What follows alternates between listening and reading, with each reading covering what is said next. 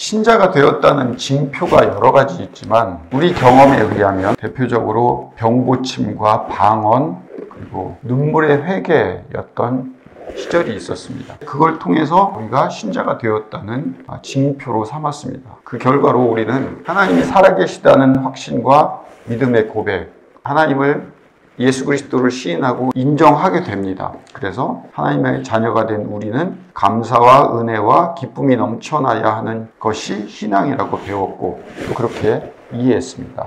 그게 맞는 말입니다. 다만 아기를 낳아놓고 나서 키우는 일에 우리는 소홀했다는 사실입니다. 우리가 그동안에 한국교회에서 배웠던 모든 신앙의 대부분은 아이를 낳는 일, 믿지 않는 자를 믿게 하는 일에 가장 큰 핵심을 두었습니다. 물론 중요한 일이죠. 하지만 우리가 성경 공부 내지는 제자화를 키우는 일이라고 생각하는 것만으로는 부족합니다. 요즘에도 기도원을 다니시는 분들이 가끔씩 있답니다. 기도원이 많이 줄었지만 그래도 기도원을 가는 이유는 죽을 것 같아서 그래요. 기도원에 있는 목사님이 욕하고 재미난 이야기하고 있으면 괴로운 현실을 잠시 잊을 수 있어서 가는 사람이 대부분이랍니다. 왜 이런 기도원이 있을까요? 신앙을 가지고 난 이후에 우리의 삶은 저를 빨리 데려가시든지 뭐라도 확 보상을 해주시든지 그래야 되는데 이런 어정쩡한 고난의 삶을 살아내게 하는 이유는 무엇입니까? 우리에게 천국의 티켓을 주셨으면 가게 하든지요. 거기에 하나님의 대답은 우리의 잘함으로도 일하시지만 우리의 잘못함으로도 하나님은 하나님의 일을 훌륭히 하실 거고 또 그것을 우리를 통해서 보여주는 삶을 우리의 사는 내내 세상 앞에 보여줄 거다. 너희들은 그 도구로 사용될 거다. 이걸 위해서 우리가 살아가는 거라고.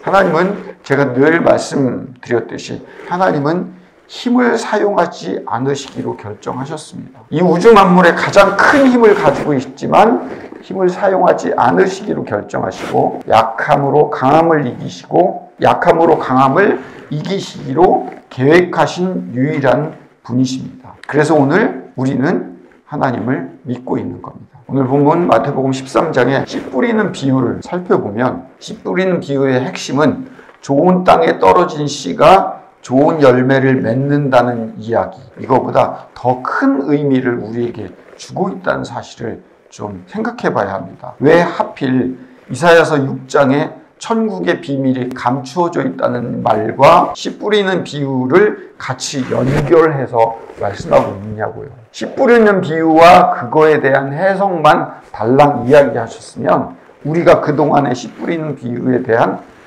우리의 생각을 그냥 자연스럽게 이해해 나갈 수 있습니다. 그런데 예수 그리스도께서는 이 이야기를 이사야서 6장의 천국의 비밀을 너희에게만 알려주었다 라는 말과 함께 연결을 시킵니다. 밭 때문에 결실하지 못했을까요? 다시 이 씨 뿌리는 비유를 잘 생각해 봅시다. 뿌려진 씨가 예수님이라고 분명히 오늘 본문에 이야기했습니다. 예수님을 시인하고 받아들이는 사람들만이 많은 열매를 맺었다는 말로 우리는 그동안 이해해 왔습니다. 정말 그럴까요? 예수님을 알아본 사람이 있었습니까? 자, 우리 모두가 예수님의 좋은 씨가 뿌려졌습니다. 우리가 좋은 밭이면 그걸 받아들일 수 있대요. 다른 말로 그 예수님을 우리가 받아들이지 못하는 거친 밭이고 돌짝밭이고 가시밭이라면 받아들일 수 없다는, 그러면 우리의 문제라고 성경을 해석할 수밖에 없는 거예요. 다시 세상이랑 그렇네요. 지금 보니까 세상이 우리예요. 우리를 얘기하고 있잖아요. 그런데 이사야서 6장은 뭐라고 이야기하냐면 예수를 알아본 사람이 없다고요. 단 한 명도 없습니다. 예수님은 인간의 배신에도 불구하고 하나님의 일을 묵묵히 하신 분이고 하나님의 은혜로 우리가 예수 그리스도의 어떠함을 깨달은 존재라고요. 구약의 역사이든 어디든지 하나님의 도우심이 아니면 우리는 깨닫지도 이해할 수도 없는 존재라고요. 그래서 오늘 본문을 이사야의 예언과 함께 어우러져서 생각을 해보면 어떤 땅이든 씨가 뿌려져서 열매를 맺게 되면 그 땅은 좋은 땅이 되고 될 수 있습니다. 다시요. 어떤 땅이든 그게 가시밭이든 돌짝밭이든 길가밭이든 어떤 땅이든 그 씨가 뿌려져 열매를 맺게 되면 좋은 땅이 됩니다. 병에 물이 담겨 있는데 거기에 주스가 담겨 있는지 술이 담겨 있는지 물이 담겨 있는지에 따라서 그 병의 주체가 달라집니다. 이 병 한 잔 드세요. 이렇게 얘기 안 하잖아요. 그 병 안에 주스를 보고 주스 한 잔 드세요. 그러잖아요. 자, 그러면 땅에 씨가 뿌려져서 열매를 맺은 상태이면 좋은 밭이에요. 내가 옥토가 되면 내가 결실하게 해주겠다는 의미로 우리는 받아들여야 돼요. 내 마음 밭이 옥토밭이 되면 그때서야 하나님이 결실의 열매를 맺게 해주시겠다. 모든 책임이 나에게 있죠. 그렇게 이해를 하면 귀 없는 자의 이해입니다. 귀 있는 자는요, 옥토밭이 되고 나서 보니까 내가 원래 가시밭이고 돌짝밭이었다는 것을 나중에 알게 된 거예요. 새들이 쪼아 먹어도요, 씨는 계속 뿌려질 거라고요. 그 사실을 우린 인지하지 못해요. 우리 머릿속은 한계 있어요.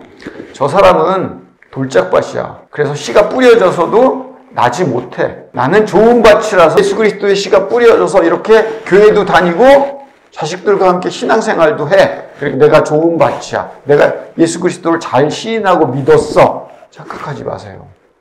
하나님은 우리가 좋은 밭이 될 때까지 계속해서 씨를 뿌린다는 사실을 여러분들, 그건 이해를 못한 거예요. 그래서 하나님은 우리를 좋은 밭으로 만드시고야 마시는 분이라고. 이미 우리는 운명론적에 의해서 무당에게나 사주팔자 보는 사람들처럼 우리가 기독교를 해석하고 있다니까요. 그래서 쟤는 졸작밭이야, 쟤는 가시밭이야, 쟤는 길가밭이야라고 다 정해버린 거예요. 나는 예수를 믿고 있기 때문에, 내가 예수를 시인했기 때문에 나는 좋은 밭이야. 아니요. 어떤 우리 모든 인류의 과거의 미래의 어떤 인류도 우린 좋은 밭이 될 수 없어요. 좋은 씨는 예수 그리스도라고 뒤에 설명하고 있잖아요. 그 예수 그리스도의 씨가 우리의 가시밭에 뿌려져서 좋은 밭으로 만들어내시는 분이에요. 잘하면 천국, 못하면 지옥, 잘하면 복받고 못하면 벌받는 곳으로 기독교를 이해하면 안 된다고요. 분명히 예수를 믿었는데 우리에게 닥친 고난, 불안, 우리의 형편없음, 그리고 하나님으로부터 점점 멀어져 가는 것 같은 그런 신앙, 그런 삶을 우리는 이해할 수 없잖아요. 분명히 잘 믿었으면 좋은 열매가 나야 되는데, 아니요. 우리는 좋은 밭이 되어가는 과정이라고요. 보아도 들어도 들리지 않을 것 같은 우리의 인생에 예수 그리스도가 나타나셔서 우리에게 잔치에 초대하셨고 베푸셨습니다. 어느 날 눈을 뜨고 보니 그 잔치에 참여자가 되었어요. 그래서 이 참여자가 된 우리가 환경이 전혀 변하지 않은 이 삶 가운데 예수 그리스도의 자녀로, 제자로, 그 명예로 살아가는 거예요. 24절에 볼까요? 예수께서 그들 앞에 또 비유를 들어 이르실 때 천국은 좋은 씨를 제밭에 뿌린 사람과 같으니, 하나님의 나라는 사람과 같으니, 뿌린 사람과 같으니, 이렇게 되잖아요. 하나님의 나라는 하나님이에요. 다시요. 하나님의 나라는 하나님이 주인공. 44절 볼까요?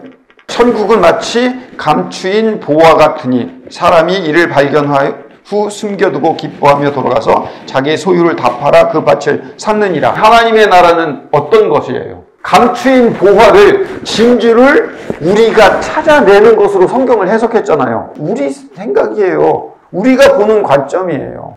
천국은 밭에 감추인 보화 같으니 그 사람이 이를 두고 발견한 후 숨겨두고 기뻐하며 돌아가서 자기 소유를 다 팔아 그 밭을 샀느니라. 그 밭을 산 사람이 누구예요? 이 비유에서. 사람이 누구예요? 하나님. 우리는 그걸 자꾸 우리라고 생각해요. 우리가 진주와 보화를 찾아내고 교회 11조하고 헌금 열심히 해서 세상에 어떤 것을 찾지 않고 그걸 찾아내는, 그렇게 착각하고 있다니까요. 하나님은 어떤 분이시냐? 밭에 감추인 우리를 위해서 예수 그리스도를, 자기 소유를 다 팔아, 예수 그리스도를 다 팔아 그 밭을, 우리를 샀느니라. 진주를 샀느니라. 그물을 끌어들여 우리를 건져내신 하나님. 그 얘기하고 있다고요. 우리는 국어 공부를 다시 해야 돼요. 그러므로 하나님의 나라가 도래하는 그날까지 우리는 뭘 해야 될까요? 어떤 삶을 살아야 될까요? 좋은 밭, 좋은 씨, 그물, 보물, 진주 같은 존재가 되기 위해서 애쓰고 살아야 하는 자로 살아가라 라는 말이 아니라고요. 어느 순간에 우리는 하나님의 자녀가 되어서 그 보화가 되었고 진주가 되었고 좋은 밭이 된 존재로서 존재가 되었어요. 목사님, 내 삶이 이렇게 형편없는데요? 내 삶이 이렇게 하나님과 너무 멀어져 있는 것 같은데요? 그게 무슨 상관이에요? 하나님이 여러분들을 끌어다가 자녀로 만들었다는데요. 그리고 만들어 가고 계시다는데 하나님이 그 일을 행하시고 만들어 가시는 일을 우리는 목도하고 지켜보는 증인으로 살아갈 거다. 너희들이 지금 고난 가운데 처박혀 있어도 그거는 하나님이 너를 통해서 하나님의 일을 하고 계시는 과정일 뿐이다. 죽는 그 순간까지 축복을 못 받아요? 그래도 그건 하나님의 뜻이다. 순교자하고 배신자의 차이가 뭔지 아세요? 순교자는요, 겁이 많은 사람들이에요. 그래서 고문을 받다 놀라서 일찍 죽은 사람이에요. 배교자는 어떤 사람인지 아세요? 체력과 정신이 튼튼해서 그 고문을 버티다 결국은 못 버텨내고 배교한 거예요. 그 과정을 왜 우리가 생각을 못해요? 일찍 죽어서 순교를 하면 그 사람은 영웅이 되는 거고 배교하면 영웅이 아닌 거예요. 버텨내고 그 힘들었던 그 시간은 없어지는 거예요. 아니요. 하나님은 알고 계시는 거예요. 단순히 우리가 축복을 받은 걸로 잘 사는 걸로 저 사람은 순교자야, 축복받지 못하고 고난받는 걸로 저 사람은 배교자야 라고 할 수 없어요. 하나님이 우리를 주저앉은 우리를 쓰시고 오늘 힘든 고난과 이 고통을 사용하시리라는 기대와 믿음으로 버텨나가는 것이 우리의 할 일입니다. 왜요? 그게 명예예요. 하나님의 자녀의 명예로 살아가는 것. 그걸 나 혼자 못하니까 같이 격려하며 함께 살아가는 것. 그게 화해이고 나눔이고 도와줌이고 서로 사랑입니다. 그렇게 살아내라는 것. 기도하겠습니다. 거룩하고 사랑이 많으신 아버지 하나님, 우리가 그동안 감추어진 비밀을 알지 못했습니다. 그저 내가 좋은 밭이 되기 위해 애썼던 그런 삶에서 하나님은 분명히 말씀하십니다. 하나님이 우리를 진주로, 보화로, 좋은 밭으로 만드시기로 결정하신 분이고 하나님이 그 일을 하시겠답니다.